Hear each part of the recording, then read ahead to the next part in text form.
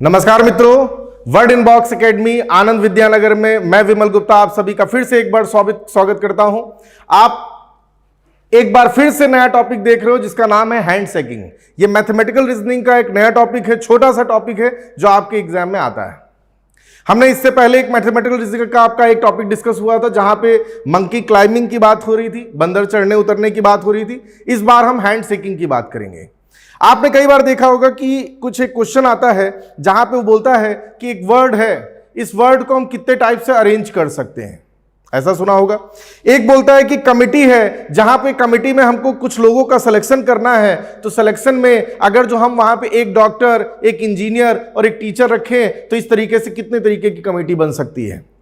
तो इस तरीके के क्वेश्चन हमको 9th 10th में भी पढ़ाए जा चुके हैं जिसका नाम परमुटेशन कॉम्बिनेशन होता है। परमुटेशन कॉम्बिनेशन और आगे चल के आपके मैथमेटिक्स के जो टीचर होंगे वो आपको प्रोबेबिलिटी तक लेके जाएंगे। ये मैथ्स का ही चैप्टर है, पर मैथ्स के कई चैप्टर से रीजनिंग के क्वेश्चन भी बनाए जाते हैं। रीजनिंग में एक टॉपिक होता है अल्फाबेटिकल सीरीज, जहां पे वर्ड अरेंजमेंट की बात आती है तो वहां पे इस तरीके का क्वेश्चन मिलता है। तो उसी से आगे बढ़ के एक क्वेश्चन बना दिया गया जिसका नाम है हैंड शेकिंग। ये रीजनिंग का टॉपिक है और हम लोग एक छोटी सी प्रॉब्लम है, ये कैसे सॉल्व करना ये देख लेते हैं। कहता है कि एक पार्टी है जहां पे कुछ लोग आते हैं, या फिर एक बिजनेस मीटिंग है जहां पे कुछ लोग हैं और वो आपस में एक दूसरे से मुलाकात कर रहे हैं। तो मुलाकात करेंगे तो एक दूसरे से हाथ मिलाएंगे, तो हाथ मिलाएंगे तो पूछेगा कि बताओ कि इस पार्टी में जो लोग आए थे तो इसमें कितने तरीके से हाथ मिलाए गए, कुल कितनी बार हाथ मिलाए गए, ये पूछा जाता है।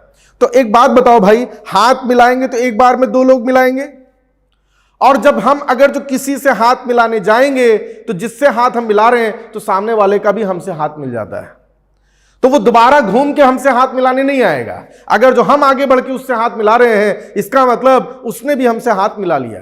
तो इस छोटे से कॉन्सेप्ट को जो मैंने अभी तुमको बताने की कोशिश की है, इसी से हम फॉर्मूला भी बताएंगे। देखो, हम चाहें ना तो डायरेक्ट आपको फॉर्मूला दें और आपसे कहें कि देखो इस पे पुट करो, ये क्वेश्चन सॉल्व हो जाएगा, लेकिन फिर वो रटने वाली बात हो जाएगी। रटोगे तो एग्जाम में वो फॉर्मूला याद करोगे कि वो फॉर्मूला क्या था। अगर जो आप उसका कॉन्सेप्ट समझ लो तो आप भले चाहे फॉर्मूला भूल जाओ, लेकिन अगर जो कॉन्सेप्ट याद है तो वहां पे आप इसको करके आ जाओगे। जैसे कि एक एग्जाम्पल ले लेते हैं कि ए बी सी डी और ई, मान लो ये 5 लोग हैं और ये 5 लोग हैं और ये आपस में हाथ मिलाने की कोशिश करें। तो सबसे पहले मान लो ए बढ़ता है तो ए बी के पास जाएगा, फिर यही ए सी के पास जाएगा, हाथ मिलाएगा, जैसे ये देखो हाथ मिल रहा है। वही ए डी के पास भी जाएगा और ये ए ई के पास भी जाएगा। तो एक चीज तो तुमने देख ली कि अगर जो ए हाथ मिलाने जाएगा तो कुल 4 लोगों से हाथ मिलाएगा, जबकि इस कमेटी में या फिर इस मीटिंग में कुल 5 लोग थे, लेकिन ए हाथ मिलाने जाएगा तो कुल कितने लोगों से मिलाएगा, 4 लोगों से। यानी जितने नंबर ऑफ मेंबर हैं उससे एक कम लोगों से ही हाथ मिलाएगा। अरे भाई, अब वो खुद से हाथ थोड़ी ना मिला सकता है कि आओ भाई आपस में पहले मिला लें फिर बाद में लोगों को मिलाते हैं। नेचुरल सी प्रक्रिया है कि ए बी से शुरुआत करेगा, फिर सी पे जाएगा, फिर डी पे जाएगा, ई पे जाएगा। तो कुल मिला के इसने 1 2 3 4 लोगों से हाथ मिलाया। सही है। अच्छा, अब अगर जो ए ने बी से हाथ मिलाया इसका मतलब बी ने भी ए से हाथ मिला लिया। कॉम्बिनेशन में हम बात करें, परमुटेशन में, तो ए और बी एक होता है तो बी और ए भी एक आपका अरेंजमेंट होता है, लेकिन यहां बी और ए नहीं माना जाएगा क्योंकि हैंड शेकिंग की बात हो रही है। यदि ए ने बी से मिलाया, ए ने बी से मिलाया तो इसका मतलब बी ने भी ए से मिला लिया, तो अब इसकी हमें कोई जरूरत नहीं है। यह बात समझो। तो ए तो मिला चुका, अब ए गया, हट गया। तो यह बात समझ लो। इससे बात पता चलती है कि अगर जो मान लो किसी पार्टी में n नंबर ऑफ मेंबर हैं, कुल सदस्यों की संख्या कितनी है, n, कुल सदस्यों की संख्या कितनी है, n, तो वो n लोग हमेशा कुल संख्या में जितने लोग हैं उससे एक कम से ही हाथ मिलाएगा। सही ना भाई। अभी मैंने दिखाया ए हाथ मिलाने जाएगा तो वो कितने लोगों से मिलाएगा, कुल 4 लोगों से हाथ मिलाएगा। यानी जितने लोग भी कमेटी में हैं हमेशा उससे कम लोगों से ही हाथ मिलाएगा। तो उसी से अगर जो मान लो किसी पार्टी में n लोग हैं तो वो कितने लोगों से हाथ मिलाएंगे, n हमेशा n-1 से हाथ मिलाएगा, कुल संख्या से एक कम। अच्छा, उसके बाद जरा देखो, जैसे मैंने तुमको बताया कि अगर जो ए बी से हाथ मिला रहा है तो इसका मतलब बी भी ए से हाथ मिला रहा है, तो अब हमको बी ए लिखने की जरूरत नहीं है, इसको कट कर दो। तो कायदे से दो कॉम्बिनेशन हुए लेकिन एक कैंसिल हुआ तो कितना बचा, केवल एक ही बचा। तो इसी तरीके से जितने नंबर ऑफ कॉम्बिनेशन बनेंगे वो पूरे नहीं काउंट होंगे, हर बार दो में से एक ही चुना जाएगा, तो जितना भी आएगा उसका हाफ करना पड़ेगा आपको। कितना करना पड़ेगा, उसका हाफ। तो यहीं से फॉर्मूला बनता है कि नंबर ऑफ हैंड शेकिंग निकालना हो तो ये फॉर्मूला है n-1/2। यहां पे n क्या है, n क्या है भाई, n जो है number of person in a party, in a meeting, in a conference, कुछ भी कह सकते हो। किसी भी मीटिंग में जितने भी कुल लोग हैं उनकी संख्या को n रिप्रेजेंट करता है, और यहीं से हमारा फॉर्मूला आता है। अच्छा देखते हैं इस फॉर्मूले में अगर जो देखें तो कुल लोग कितने हैं, 5, तो 5 रखते हैं n की जगह पर, 5 आएगा। और n-1 का मतलब 5 में से 1 गया तो कितना बचा, 4, और नीचे फॉर्मूले का 2, तो 2 से 4 अगर जो कैंसिल आउट करें तो कितना बचता है भाई, 5 × 2 बचेगा। और 5 को अगर जो हम 2 से मल्टीप्लाई करें, सॉरी यहां पे दिख नहीं रहा, मैं यहां पे लिख देता हूं, 5 × 2 यानी इज इक्वल टू 10। यानी ये फॉर्मूला कह रहा है कि आंसर आपका 10 आना चाहिए। आओ देखें प्रैक्टिकली करके कि क्या 10 आता है। ए ने बी से मिलाया, ए ने सी से मिलाया, ए ने डी से मिलाया, ए ने ई से मिलाया। अब ए का काम खत्म, ए ने अपना काम पूरा कर लिया, हटा दिया। अब बारी आई बी की, तो बी ए के पास नहीं जाएगा, बी सी के पास जाएगा, बी डी के पास जाएगा, बी ई के पास जाएगा। बी ने भी अपना काम पूरा कर लिया। अब बारी है किसकी, सी की, तो सी डी के पास जाएगा, सी ई के पास जाएगा। सही है। और सबसे अंत में सी भी खत्म हो गया, तो अब बचा कौन, डी। डी जो है ई के पास ही जाएगा केवल। हाथ मिल गए भाई टोटल, जरा गिन लेते हैं, 1 2 3 4 5 6 7 8 9 और ये 10। देखो कितने आ रहे हैं, 10, और फॉर्मूले से भी कितना आ रहा है, 10। तो मैंने आपको कॉन्सेप्ट बता दिया कि एक्चुअल में ये थॉट क्या है, कॉन्सेप्ट क्या है जिससे ये क्वेश्चन बन रहा है। तो फॉर्मूला मत रटो n-1/2, n-1/2, क्योंकि वो क्वेश्चन पलट के भी पूछेगा। अगर जो आपने कॉन्सेप्ट समझ लिया है तो अब वो किसी तरीके से भी क्वेश्चन पूछे आप बता सकते हो। जरा देखो इससे रिलेटेड क्वेश्चन कैसे आते हैं, ये तो मैंने आपको कॉन्सेप्ट बताया।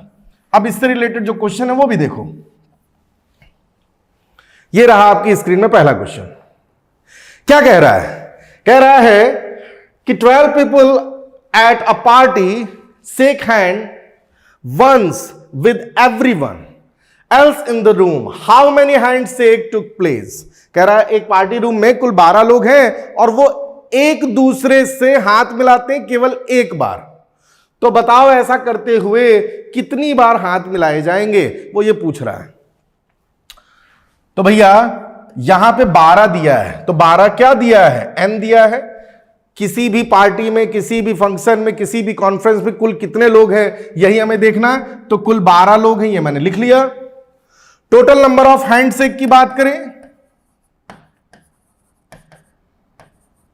तो यहां पे फॉर्मूला मैंने बताया था n-1/2, यही फॉर्मूला बताया ना।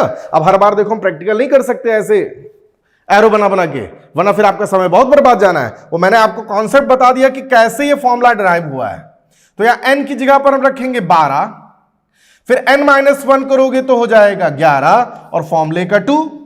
तो 2 से अगर जो 12 को डिवाइड करें तो आता है 6, और 6 को अगर जो 1 से मल्टीप्लाई करें तो आता है, सॉरी 6 को 11 से मल्टीप्लाई करेंगे तो आंसर कितना आ जाएगा, 66।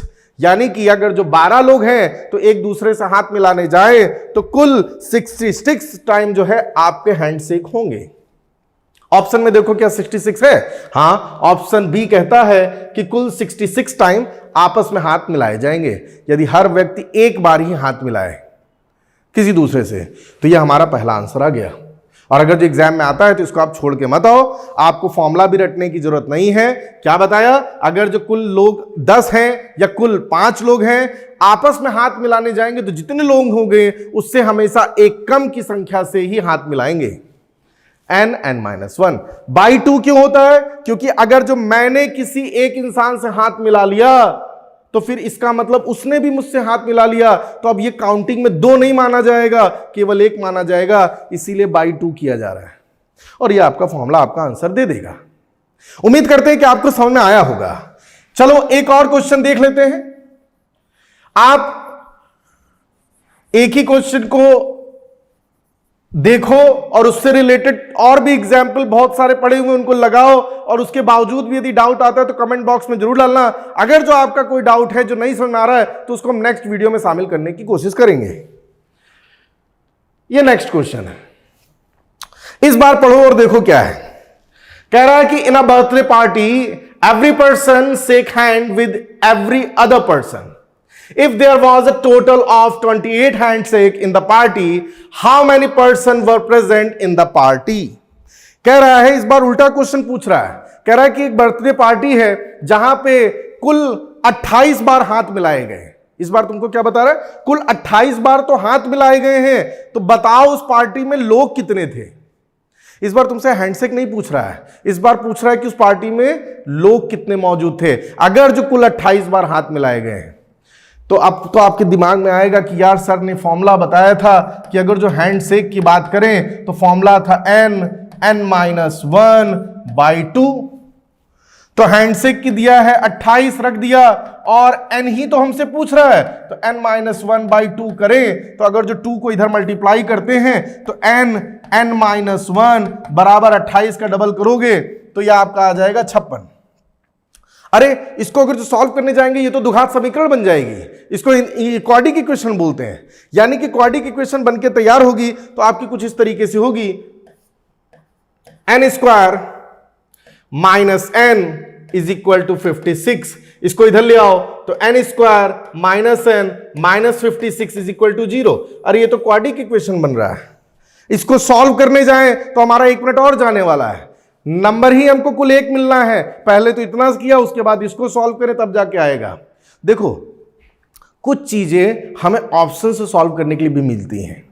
अपना थोड़ा सा कॉमन सेंस लगाओ तो हमारा जो आगे का समय लगने वाला है ना वो बच सकता है। जरा यहां तक देखो भाई क्या कह रहा है।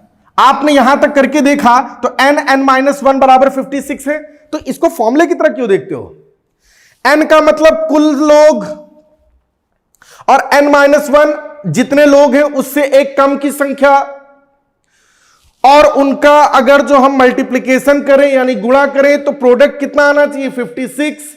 तो भैया ऑप्शन से देख लो ना, हमें एक ऐसी डिजिट चाहिए, एक ऐसा नंबर चाहिए, एक ऐसा नंबर चाहिए जो उसी से एक कम करके नंबर ढूंढे और उनका गुणा करें, तो गुणा कितना आना चाहिए? 56। अगर जो मल्टीप्लिकेशन ऐसा होता तो वही राइट आंसर होगा। और 1 बाई 1 देखते हैं। पहला ऑप्शन दिया 8।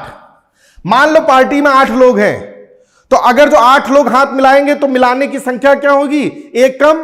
तो 8 से कम कितना आता है? 7। क्या 8 और 7 का गुणा 56 होता है?